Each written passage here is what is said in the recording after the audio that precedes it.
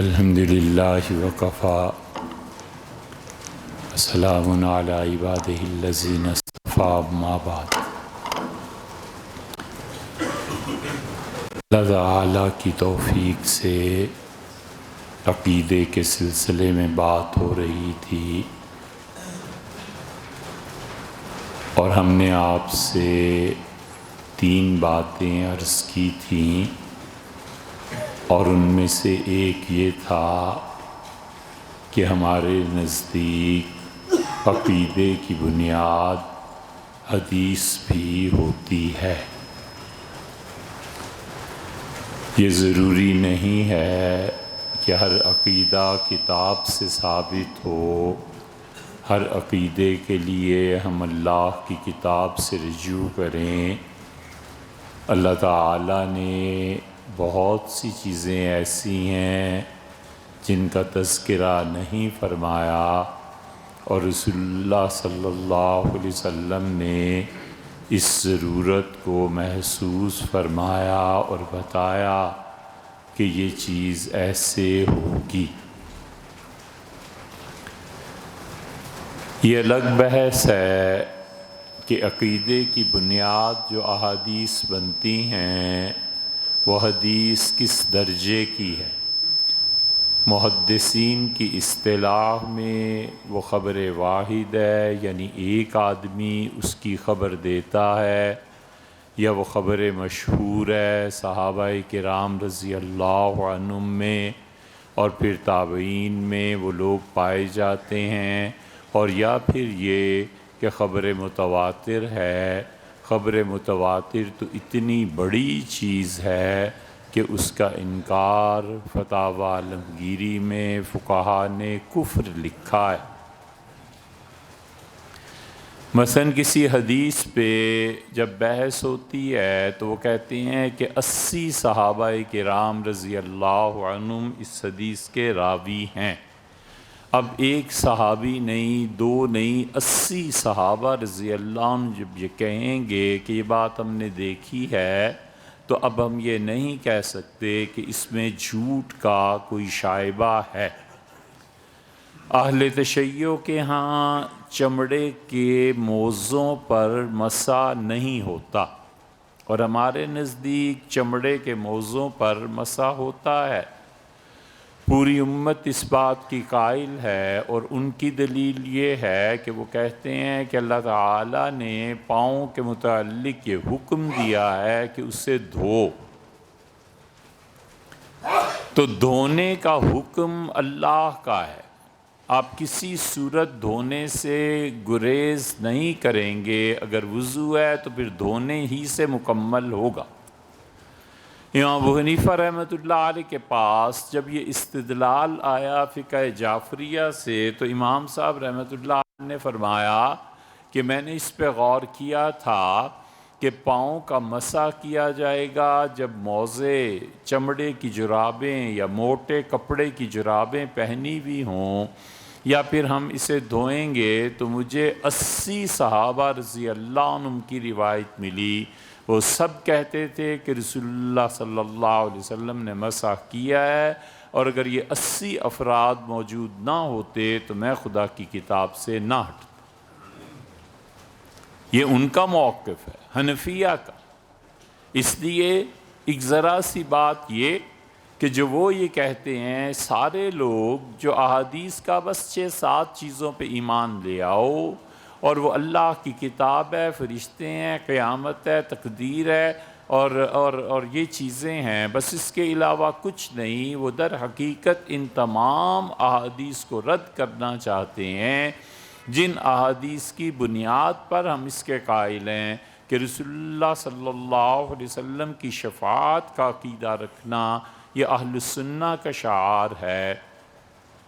صحابہ کرام رضی اللہ عنہم کا عادل ہونا یہ ہمارے نزدیک اصول ہے۔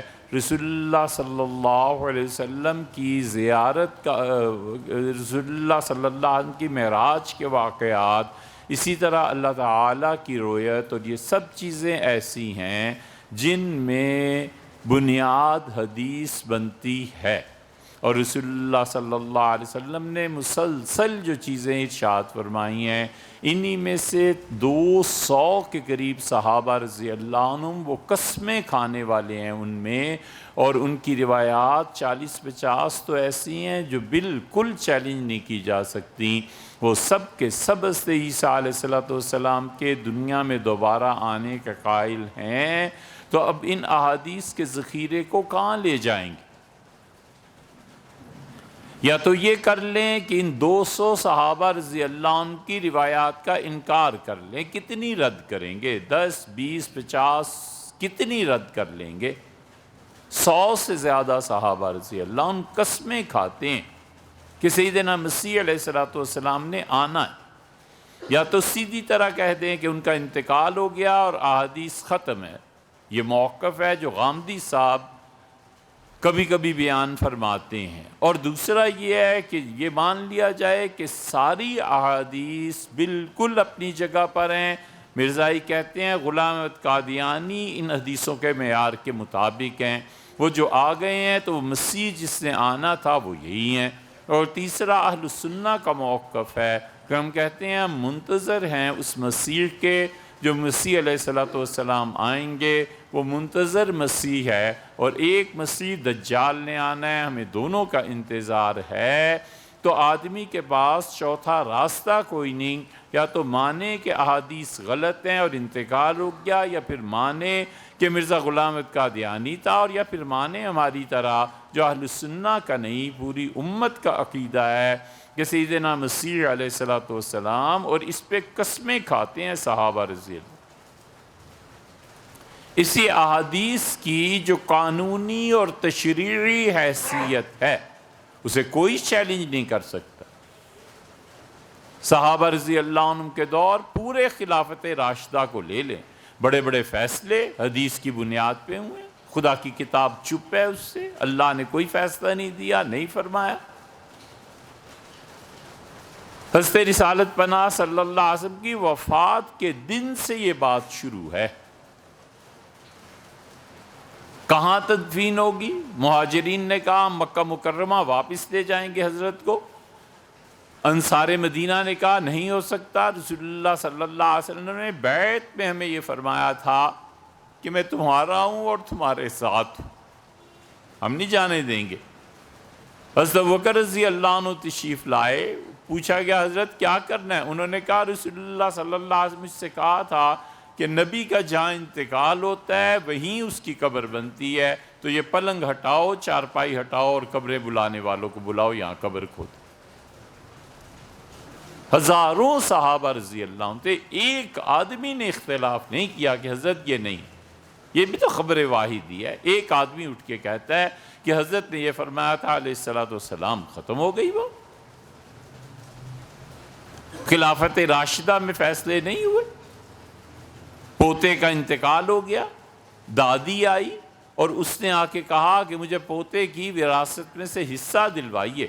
سیدنا ابوبکر رضی اللہ عنہ نے فرمایا تمہارا کوئی حصہ نہیں ہے، خدا کی کتاب تمہاری وراثت پہ خاموش ہے، چلی جاؤ۔ محمد ابن مسلمہ رضی اللہ عنہ اٹھے اور انہوں نے کہا حضرت میں نے رسول اللہ صلی اللہ علیہ وسلم کے سامنے دیکھا ہے، ایسے ہی ایک کیس آ گیا تھا تو آپ نے 1/6 حصہ دادی کے لیے تجویز فرمایا تھا، آپ نے فرمایا کوئی اور بھی گواہی دیتا ہے محمد کے ساتھ کسی کے سامنے یہ واقعہ پیش آیا ہو؟ مغیرہ رضی اللہ عنہ اٹھے، ان کا میں گواہی دیتا ہوں حضرت یہ ہم لوگوں کے سامنے کا واقعہ تھا۔ سیدنا ابوبکر رضی اللہ عنہ خاموش ہوئے اور فیصلہ اس حدیث کے مطابق کر دیے۔ 2 عورتوں میں جھگڑا ہو گیا، ایک نے دوسرے کو مارا، اور نتیجہ یہ کہ وہ عورت جو امید سے تھی ختم ہو گئی امید اس کی۔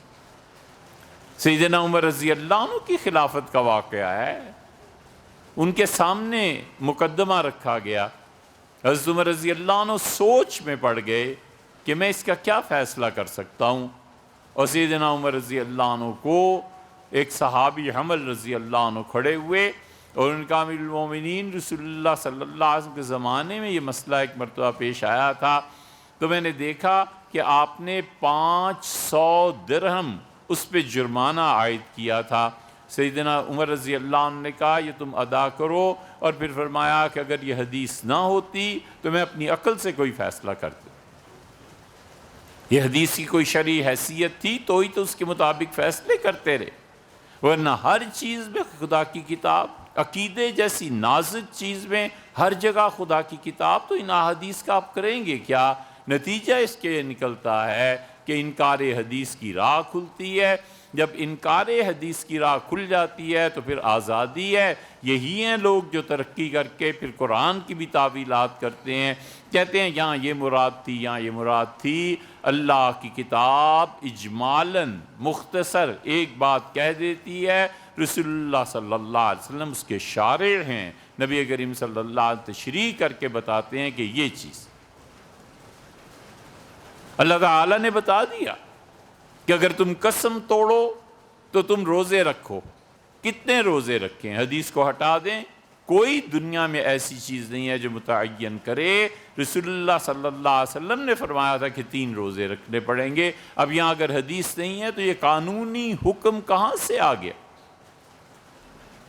حضرت عثمان رضی اللہ عنہ کے پاس ایک عورت آئی، اسی کا امیر المومنین میرے شوہر کا انتقال ہو گیا اور میں چاہتی ہوں کہ عدت گزاروں اپنے میکے میں، مجھے بتائیں میں کیا کروں؟ عثمان رضی اللہ عنہ سوچ میں پڑ گئے کہ خاتون عدت کہاں گزاریں گی۔ حنفی فقہا نے اس حدیث سے استدلال بھی کیا ہے۔ سیدھا سادہ سا مسئلہ یہ ہے کہ وہ عدت اسی گھر میں گزارے گی جہاں اس کے شوہر کا انتقال ہوا یا اسے خبر پہنچی، اور اگر کوئی مشکل مصیبت ایسی پیش آ جائے کہ جس کا کوئی حل نہیں ہے، مثلا اس گھر میں اسے وحشت ہونے لگے، اپنے شوہر کی چیزیں دیکھ کر یاد کر کے اس کی حالت شدید خراب ہونے لگے، اور بہت سے عوامل ہیں، اس کو اجازت دی جا سکتی ہے کہ کہیں اور جا کر عدت گزارے۔ سیدنا عثمان رضی اللہ عنہ کے سامنے امیر المومنین اور قاضی ہونے کی حیثیت سے کوئی چیز نہیں تھی، اور انہوں نے کسی نے کہا کہ آپ فریعہ کو بلائیں اور فریعہ سے بات پوچھیں۔ فریعہ بنت مالک بن سنان حضرت ابو سعید خدری رضی اللہ عنہ کی ہمشیر تھی، اصل لفظ ہمشیر ہے، ہمشیرہ تھی۔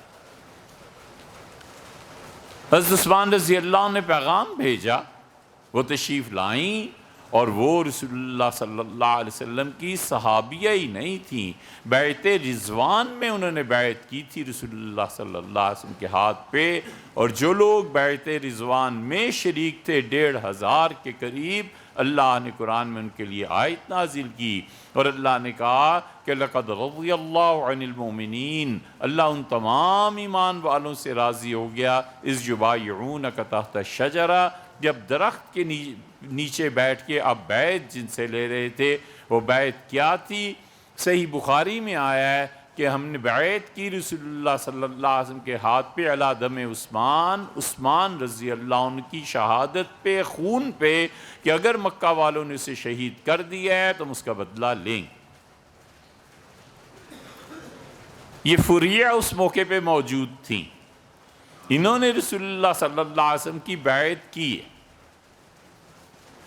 انہوں نے کہا کہ میرا شوہر گیا سفر میں کسی کام میں، اور راستے میں لوگوں نے اسے قتل کر دیا۔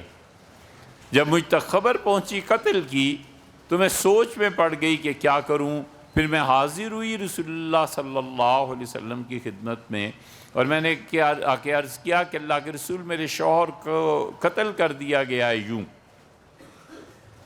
اور اب مجھے عدت گزارنی ہے، اور نہ میرے شوہر نے میرے لیے کوئی مکان چھوڑا ہے، نہ ہی کچھ پیسے چھوڑے ہیں، ہماری حالت ایسی ہے، اور میں چاہتی ہوں کہ شوہر کے مکان کی بجائے عدت گزاروں میں اپنی بہنوں کے درمیان، وہ میرے لیے آرام بھی رہے گا اور وہ میرے لیے زیادہ قابل سکون جگہ ہے۔ رسول اللہ صلی اللہ علیہ وسلم نے فرمایا کہ تم عدت گزارو جہاں تمہارا جی چاہے۔ میں بہت خوش ہوئی اور اٹھی اور گئی، تو یا تو پھر مجھے یاد نہیں ہے کہ رسول اللہ صلی اللہ علیہ وسلم کے گھر سے ہی میں باہر نہیں نکلی تھی، اور یا پھر میں مسجد نبوی میں پہنچی تھی کہ پیغام آیا حضور صلی اللہ علیہ وسلم فرمایا اس لڑکی کو واپس بلاؤ۔ میں آئی تو فرمایا کہ دوبارہ کہو تم نے مجھ سے کیا مسئلہ پوچھا تھا۔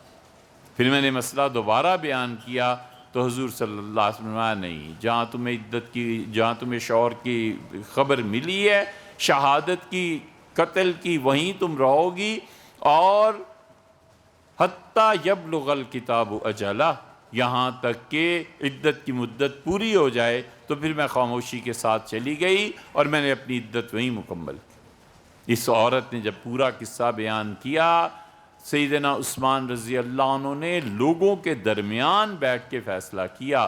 خود یہی کہتی ہیں کہ مجھے انہوں نے بلایا، صحابہ تابعین رضی اللہ عنہ کا ایک مجمع تھا پورا بیٹھا ہوا، انہوں نے مجھ سے پوچھا کہ رسول اللہ صلی اللہ علیہ وسلم نے آپ کو کیا بتایا تھا؟ میں نے جب ساری بات ان سے کہی تو انہوں نے کہا بس جو عورت میرے پاس مسئلہ پوچھنے آئی ہے آپ بھی اس کو سن لیں، جو فریہ کہتی ہیں اسی کے مطابق فیصلہ ہے۔ یہ صحابہ رضی اللہ عنہ ان فیصلوں کو مانتے تھے، حدیث کی قانونی حیثیت تھی، اسی لیے تو ان چیزوں پر اقرار کرتے تھے۔ حدیث کو نکال دیں درمیان میں سے، کوئی ایک جھوٹ ہو تو آدمی کہے۔ یہ سب نہ پڑھنے کے نتیجے ہیں، یہ سب اس نظام تعلیم کی خرافات ہیں جو نصاب تعلیم ہم پہ 200 سال سے مرتب اور مسلط ہے، یہ اس نظام تعلیم کے نتیجے ہیں۔ کوئی ایک کتاب ایسی ہے بی اے اور ایم اے تک جس کو پڑھ کے اسلام کے کچھ کانسیپٹس کا پتہ چلے کہ اسلام آخر چیز کیا ہے، دین ہے کیا چیز، اور فخر اس نصاب پہ، جوتے کی نوک پہ رکھے اس نصاب جسے پڑھ کے نہ نوکری ملے اور نہ انسان۔ انگریزوں نے اس سے بڑا ظلم نہیں کیا، پوری دنیا پر جو ظلم سب سے بڑا انہوں نے کیا ہے، ہمیشہ اسلام نے ہی نہیں دیگر مذاہب نے سکھایا کہ پڑھو برائے انسانیت، انسان بنو گے۔ انہوں نے سکھایا پڑھو اور نوکر بنو گے تعلیم، اور پیسے کے لیے پڑھو، پیسے کے لیے پڑھنے کے نتیجے وہی ہیں جو اب سامنے ہیں۔ حدیث کا ایک لفظ نہیں آتا، ایک حدیث صحیح معنی میں پڑھ نہیں سکتے، اور حکم دیتے ہیں ایسے جیسے ان سے بڑا محدث دنیا میں کوئی نہ۔ سبحان اللہ، 200 سال بعد لکھی گئی ایسا جھوٹ، ایسا جھوٹ۔ حضور اقدس صلی اللہ علیہ وسلم کے سامنے لوگ حدیثیں لکھنے لگے۔ عمر بن العاص رضی اللہ عنہ کہا کہ اللہ کے رسول میں لکھ لوں حدیث جو آپ کی زبان مبارک سے ارشاد ہوتا ہے، مجھے یاد نہیں رہتی سب باتیں، اور باتیں آپ کی بہت دلکش، بہت پرکشش۔ رسول اللہ صلی اللہ علیہ وسلم فرمایا کہ فَاسْتَعِنْ بِيَمِينِكَ، دائیں ہاتھ سے مدد لے، وَأَوْمَا بِيَدِهِ إِلَى الْخَطِّ، اور حضرت رسالت پناہ صلی اللہ علیہ وسلم نے اپنے ہاتھ سے اشارہ فرمایا، مطلب یہ کہ لکھ لیا کرو۔ یہ حیات طیبہ میں ہی حدیثیں لکھی جا رہی، پھر بھی جھوٹ بکے جانا ہے کہ 200 سال، 200 کدھر سے یار 200 سال۔ موطا امام مالک رحمۃ اللہ علیہ کی موطا 2 صدی سے پہلے مرتب ہو گئی تھی۔ امام ابو حنیفہ رحمۃ اللہ علیہ 80 ہجری میں پیدا ہوئے ہیں، مسند ابی حنیفہ رحمۃ اللہ علیہ لکھی گئی تھی۔ یہ سب چیزیں ہیں۔ عمر بن عبدالعزیز رحمۃ اللہ علیہ کے سامنے مسئلہ آ گیا، اور مسئلہ یہ آیا کہ ایک آدمی نے غلام بیچا، دوسرے نے کہا کہ اس غلام میں یہ عیب ہیں، اتنے دن کے بعد اسے واپس کر دیا۔ وہ اتنے دن میں غلام نے جو کمائی کی تھی وہ کمائی کس کی ہے، نئے مالک کی یا پرانے مالک کی؟ عمر بن عبدالعزیز رحمۃ اللہ علیہ نہیں حل کر سکے اس مسئلے کو، چپ رہے، حتیٰ کہ ان کے پاس حدیث پہنچی اور کہا گیا کہ ام المومنین حضرت عائشہ رضی اللہ عنہا سے کسی نے مسئلہ پوچھا تھا، تو ام المومنین رضی اللہ عنہ نے فرمایا کہ اسی کو دو، غلام مر جاتا تو جس کا نقصان ہوتا، یعنی نئے مالک کو دو، اس کے زمانے میں اس نے کمایا ہے، پیسے بھی اسی کے ہیں، اگر مر جاتا تو نقصان بھی اسی کا ہوتا۔ ام المومنین رضی اللہ عنہ کے فیصلے پہ عمر بن عبدالعزیز رحمۃ اللہ نے فیصلہ کر دیا۔ یہ سب نتیجے ہیں۔ ہم میں سے کوئی اس نصاب تعلیم کے خلاف نہیں بولتا، ہم میں سے کوئی نہیں کہتا کہ یار ہم اپنے اسکول بنائیں، اپنے کالج بنائیں، ہم اپنی یونیورسٹیز بنائیں، ہمیں ضرورت کیا ہے اس نصاب کی؟ 1850 میں انڈیا آفس لائبریری جائیے، ہم نے خود یہ چیز اپنی آنکھوں سے پڑھی ہے، لندن جا کر رہیں اور رہیے، پوری زندگی پتہ چلے کہ ملک کیسے بنا تھا، اور پتہ چلے کہ انگریزوں نے کیا کیا کیا۔ 1850 میں گورنمنٹ نے یہ اقرار کیا، اعلان کیا، انہوں نے کہا دلی کے سکولز میں، مدرسوں میں جو کچھ پڑھایا جاتا ہے اس کا سٹینڈرڈ آکسفورڈ یونیورسٹی سے بلند ہے۔ کمیٹی بنائی، انہوں نے کہا انگلینڈ کا نصاب ہندوستانی نصاب کے تابع ہوگا، اور ہندوستانی نصاب کو غالب کیجئے، یہ زبردست نظام تعلیم۔ اس کمیٹی نے رپورٹ پیش کر دی گئی، یہ ترامیم ہونی چاہیے۔ وہ تو 57 کی جنگ آزادی کا قصہ پیش آ گیا، اس پہ وہ بات رہ گئی، وگرنہ انہیں فخر کبھی نہ ہوتا کہ ہندوستان سے بہتر نصاب تعلیم۔ انہوں نے دیا کیا دنیا کو؟ ہمارا پیسہ، اسی سے سڑکیں بنی، اسی دیش کا پیسہ، اور اسی کی فلاح و بہبود پہ بعض چیزوں میں، اور کچھ آدھا ادھر غبن کر کے لے جا کر پھر فخر کرنا، یہ سب اس نظام تعلیم کے نتیجے ہیں کہ یہ 8 مارچ کو بھی، اور یہ سب اس نظام تعلیم کے نتیجے ہیں کہ حدیث کا تو کوئی مقام ہی نہیں، حدیث تو 200 سال کے بعد۔ یہ خلافت راشدہ میں سب لوگ کیا کرتے رہے؟ معاذ اللہ، خلفاء رضی اللہ عنہم جھک مارتے رہے۔ سیدنا عمر رضی اللہ عنہ نے ایک فیصلہ کیا تھا، اور راوی کہتا ہے میں پہنچا ہوں حضرت علی رضی اللہ عنہ کے پاس، اور امیر المومنین رضی اللہ عنہ نے اپنے ہاتھ اپنے آستین کوہنیوں سے اوپر تک چڑھائی ہوئی تھی، اور وہ اپنے جانوروں کے لیے چارہ اور مختلف چیزیں جمع کر کے اسے گھول رہے تھے پانی میں، اور میں نے انہیں جا کر بتایا تو وہ شدید غصے میں کھڑے ہو گئے، جھکے ہوئے تھے، کھڑے ہو گئے، اور کہا امیر المومنین نے میں نے کہا جی حضرت نے یہ فیصلہ کیا۔ انہوں نے کہا میں امیر المومنین رضی اللہ عنہ سے کہوں کہ رسول اللہ صلی اللہ علیہ وسلم نے کیا فیصلہ کیا ہے؟ چپ ہو گئے۔ یہ ساری بحث و تمہیز حدیث کی ہی تو تھی کہ وہاں یہ ہوا ہے، یہاں یہ ہوا ہے۔ حضور اقدس صلی اللہ علیہ وسلم کی زندگی میں کئی مثالیں ملتی